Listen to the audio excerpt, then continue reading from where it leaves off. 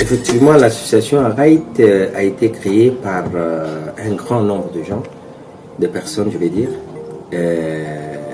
socio-professionnels, des grands cadres, des étudiants, des hommes d'affaires. Donc c'est tout cet ensemble de personnes qui sont actuellement, qui font partie de l'association. C'était une initiative noble. C'était une initiative très noble où nous avons pensé à la création de l'association Right. C'est pour contribuer au fait sur le plan du développement socio-économique du pays. Donc voilà l'idée principale de la création Right, où actuellement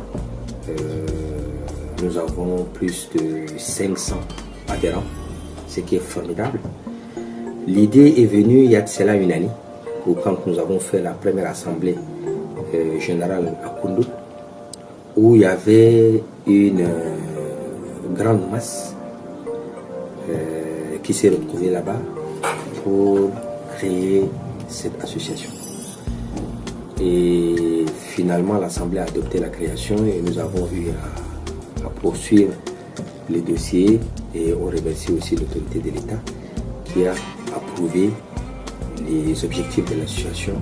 Et depuis décembre 2018, nous avons eu officiellement l'autorisation de fonctionner de cette association.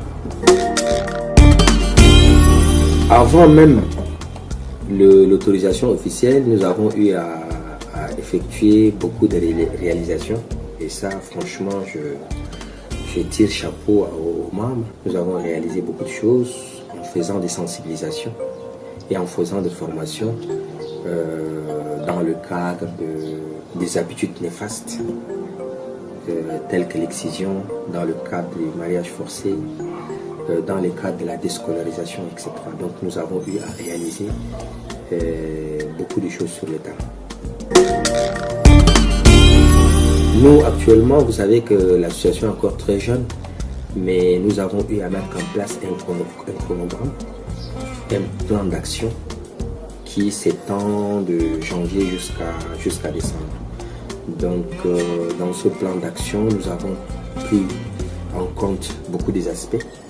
L'objectif de l'association est assez large, bien sûr, mais nous avons pris l'axe de la protection des citoyens, donc dans lequel nous avons la santé de reproduction, le cas actuellement urgent qui est de la mortalité infantile et néonatale, dans le cadre de la santé, y compris la mutilation génitale. De l'autre côté, nous avons eu à prendre en compte dans nos actions de 2019 le cas de l'excision, qui jusqu'à là, malgré qu'il y a eu beaucoup de sensibilisation des autres ONG ou des associations, mais ça continue. Et nous avons le cas des mariages forcés. Nous avons aussi le cas des violences conjugales et l'équité des genres. Donc c'est ça les grands axes sur lesquels nous avons eu à mettre en place un plan d'action et qui va être considéré comme un cheval de bataille pour l'année 2017. L'association a été créée et elle a plusieurs objectifs à la fois. Celle de lutter contre les excisions des filles, de lutter également contre les mariages précoces, la violence faite aux femmes, lutter également qu'il y ait une équité entre hommes et femmes, Elle prend en compte également la scolarisation des filles.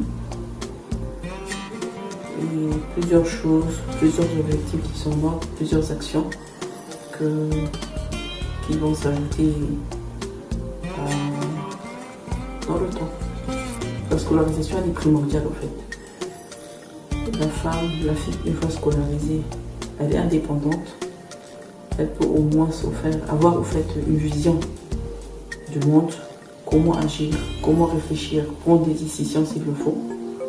Elle peut au fait épauler son mari, elle peut épauler la nation, elle peut faire bien de choses au fait.